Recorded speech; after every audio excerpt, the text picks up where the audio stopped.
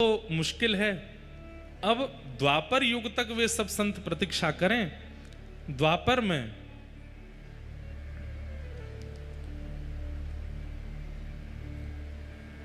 हम कृष्ण बन करके आएंगे और तब यही सब संत गोपी बन करके आएंगे और गोपी बन करके ये सब हमारे साथ रास विहार करेंगे।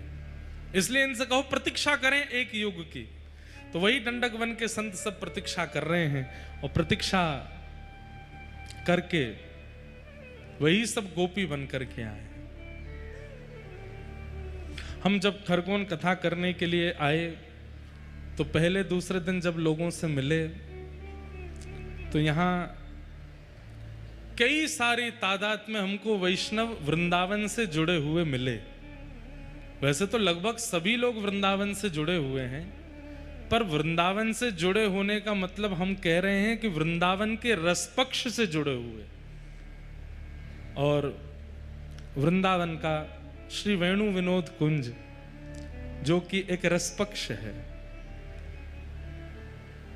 हमारी बात समझ रहे हैं? 3 वृंदावन हैं, कुंज, निकुंज और निवृत्त निकुंज।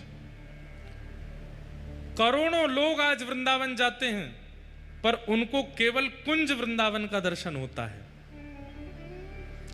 पर उस कुंज वृंदावन में जाते जाते जाते जाते जब वहां के रसिक संत आपको स्वीकार कर लेते हैं तो वे फिर निकुंज वृंदावन का दर्शन कराते हैं। और फिर निकुंज वृंदावन में जाते जाते जाते जब प्रिया प्रियतम को आप प्रिय लगने लगते हो तो वे आपको निवृत्त निकुंज वृंदावन का दर्शन कराते हैं। ताली मत बजाओ क्योंकि हमें पता है ये समझ में आया नहीं है कॉन्सेप्ट। कुंज वृंदावन में क्या दिखता है?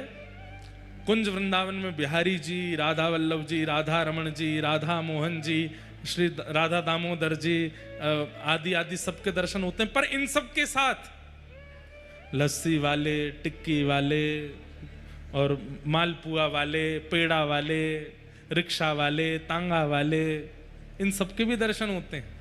इसका मतलब आपने किसको देखा? कुंज वृंदावन को, जहां पर आपको बंदर भी दिखाई दे रहे हैं, मानव भी दिखाई दे रहे हैं, स्त्री भी दिखाई दे रही है, पुरुष भी दिखाई दे रहे हैं, भीड़ भी दिखाई दे रही है, हॉर्न भी सुनाई दे रहे हैं, रिक्शा भी दिखाई दे रहे हैं, लस्सी भी दिखाई दे रही है, दूध भी दिखाई दे रहा है, कचौड़ी भी दिखाई दे रही है, सब्जी भी दिखाई दे रही है। और इन सबके साथ बिहारी जी, राधा वल्लभ जी, राधारमण जी आदि भी दिखाई दे रहे हैं। ये है कुंज वृंदावन।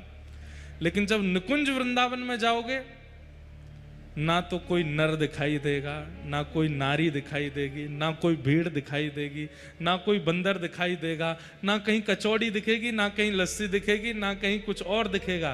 केवल प्रिया प्रियतम विहार कर रहे हैं, केवल राधा रमण, राधा वल्लभ, बांके बिहारी, केवल ये दिखाई देंगे और कुछ याद ही नहीं रहेगा। आपसे कोई कहेगा खरगोन लौट के आओगे तो कितनी भीड़ थी वृंदावन? पता नहीं।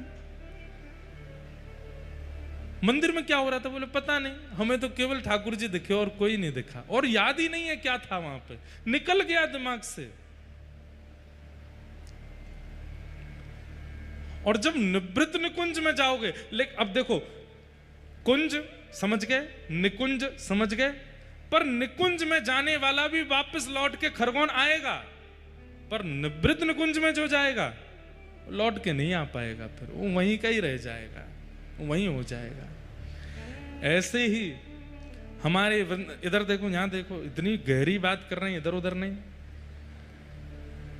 वृंदावन के रसपक्ष में जैसे स्वामी श्री हरिदास जी की परंपरा है, जैसे श्री हितरवंश महाप्रभु की परंपरा है, जैसे गौड़िया वैष्णव परंपरा है, जैसे निम्बार्क परंपरा है, जैसे रामानुज परंपरा है, रामानंद परंपरा है, सबका अपना एक रसपक्ष है।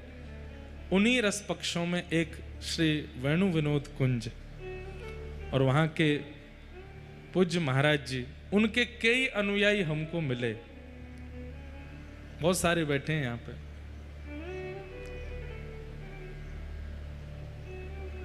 उनका एक पद मुझे बहुत प्रिय लगता है, पूरा मुझे याद नहीं, अगर किसी के पास पूरा लिखा हो तो मंच पे दे देना। प्रीतम तू मोहे प्राण ते प्यारो प्रीतम तू मोहे प्राणन ते प्यारो तुम मेरे पुत्रिन में बसत नित तुम मेरे पुत्रिन में बसत नित प्रीतम तू मोहे प्राणन ते प्यारो। ऐसी स्थिति में कुछ गोपियां हैं व्रज की, किसी को मिला पद, हाँ भिजवाओ, यहाँ पे मंच पे भिजवाओ, बहुत सुंदर पद है और शायद संभव तो पहली बार हम गा रहे हैं कथा में। ले लो भैया, नहीं पद चला, वो लिखा हुआ है ना, हाँ ला। रास में जिन गोपियों को प्रवेश मिला है उन गोपियों का ये भाव है।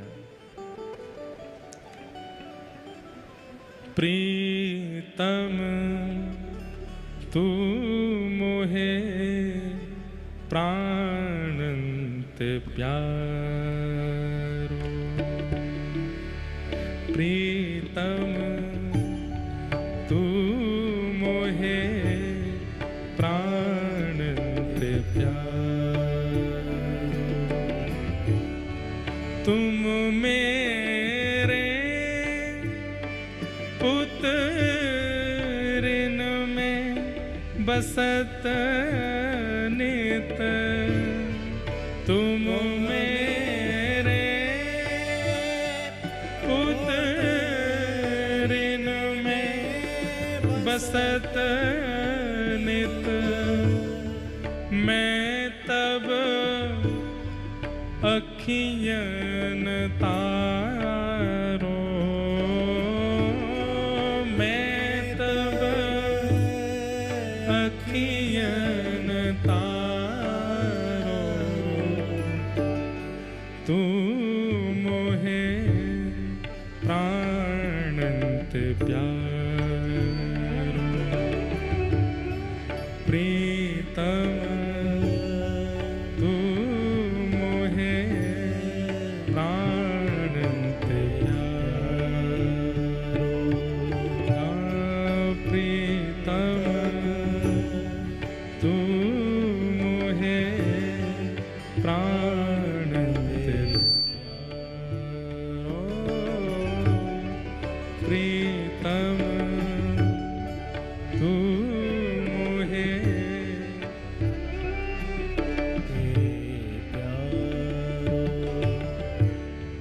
तुम मेरे मन रोम रोम तन तुम मेरे मन रोम रोम तन फूल सुगंध न न्यारो फूल सुगंध न न्यारो तू मोहे प्राणन ते प्यारो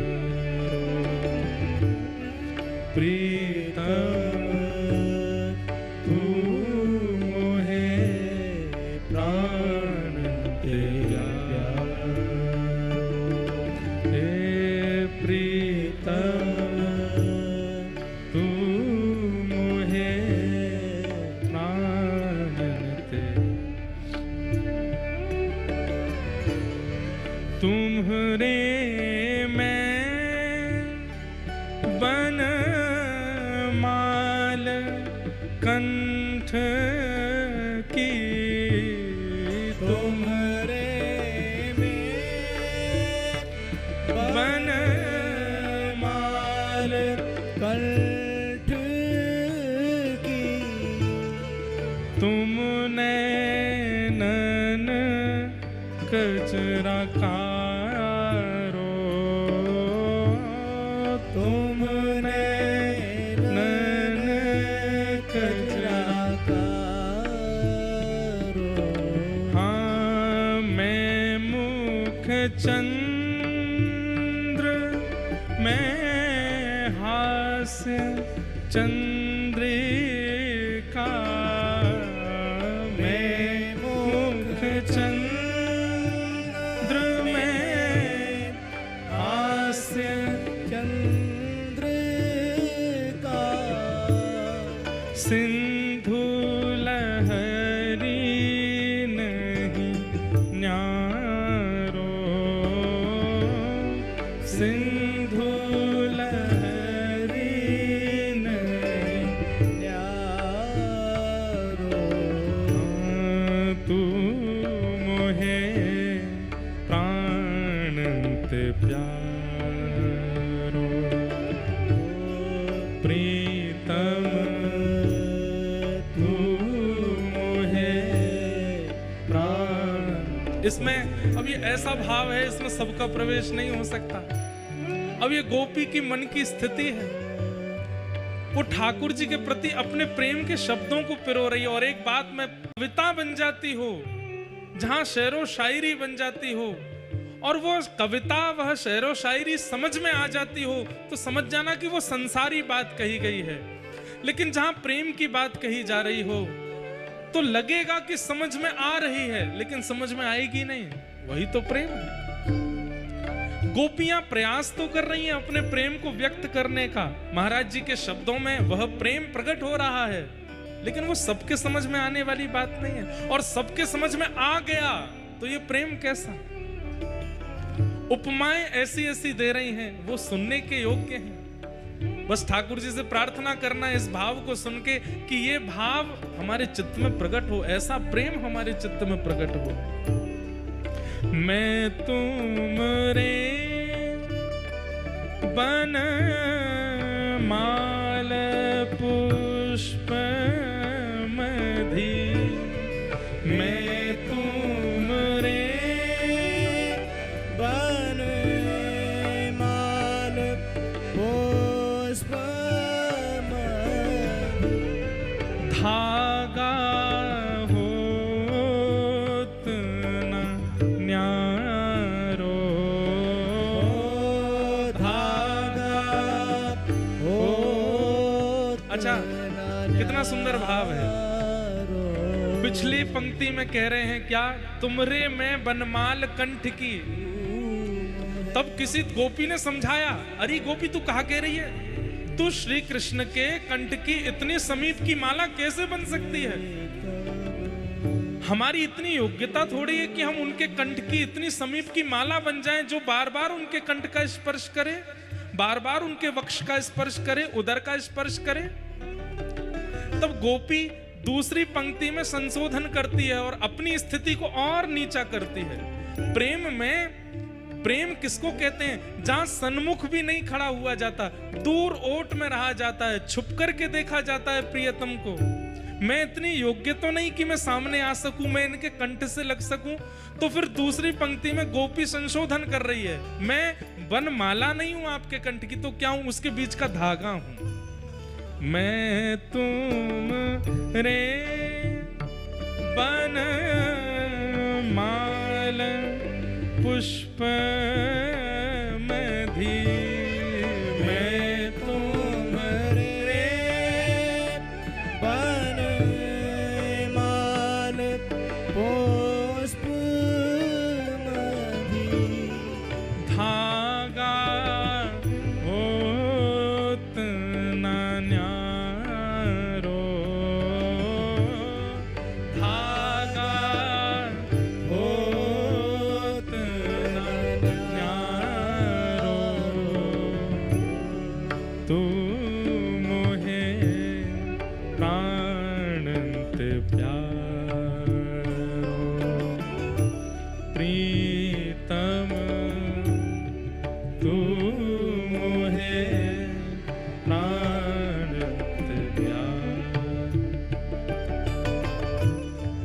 वंशी सुधा अनुराग राग में वंशी सुधा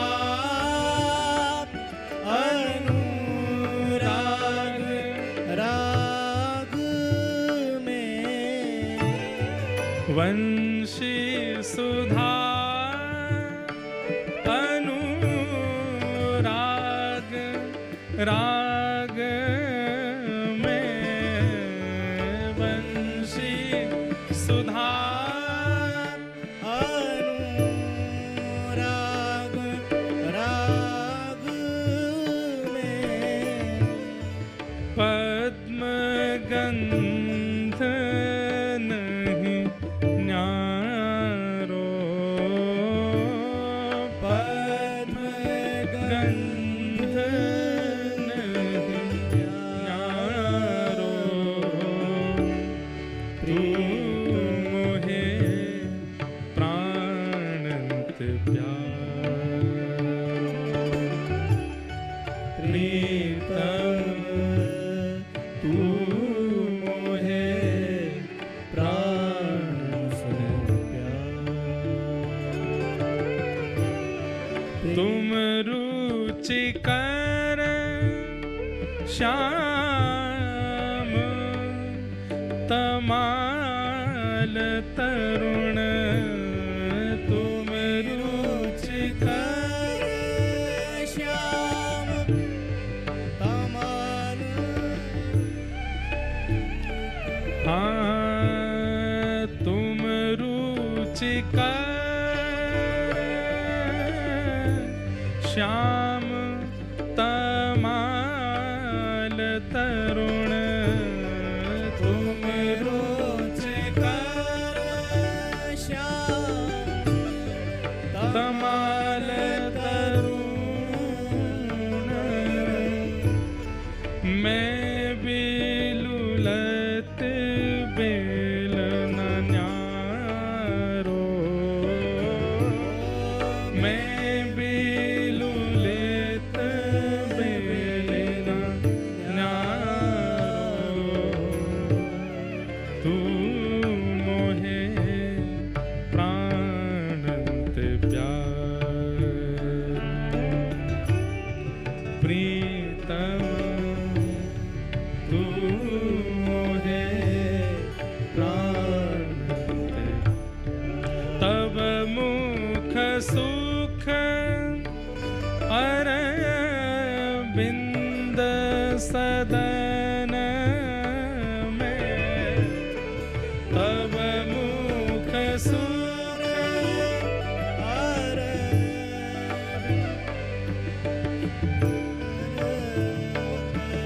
हाँ तब मुख सुख अरविंद सदन में तब मुख सुख अरविंदो सदन में हाँ नयन अली मतवारो नयन अली मतवारो तू मोहे प्राणंत प्यारो प्रीतम तू मोहे प्राणंत प्यारो तुम मेरे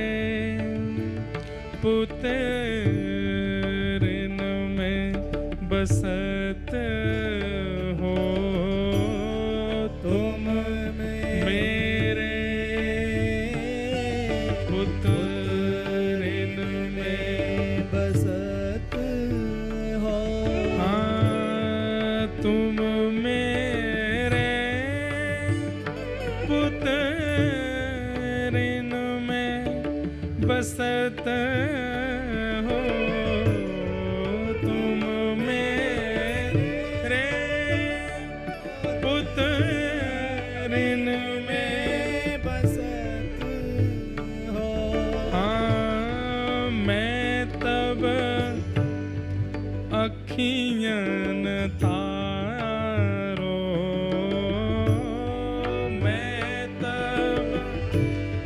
आखिन तारो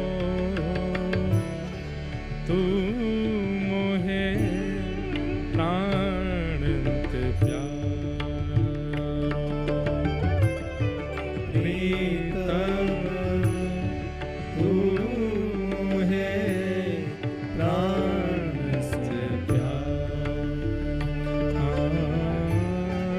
तू मोहे प्राण से प्यारो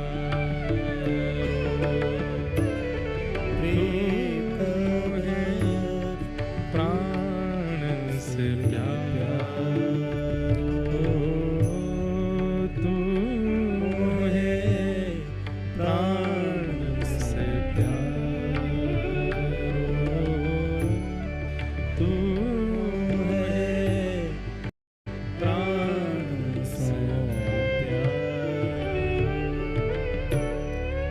बोल रासरासेश्वर भगवान की। हमने आज पहली बार महाराज जी का ये पद गाया और ये हम पहले दिन से ही बोल रहे थे कि इतने सारे महाराज जी के सब शिष्यगण यहाँ हैं तो इस पद को जरूर एक दिन गाएंगे, पर ये सबके समझ में आने वाले भाव नहीं है। तुम मेरे पुत्रिन में बसत हो, पुत्रिन मतलब नेत्रन में, और उससे क्या हुआ, तब मैं तब अखियन तारो, मैंने अपनी आंखों को तब तार दिया जब से आप इन नेत्रों में बसे। गोपियां कहती हैं भागवत में, अक्षणवताम फलमिदम न परम वेदाम।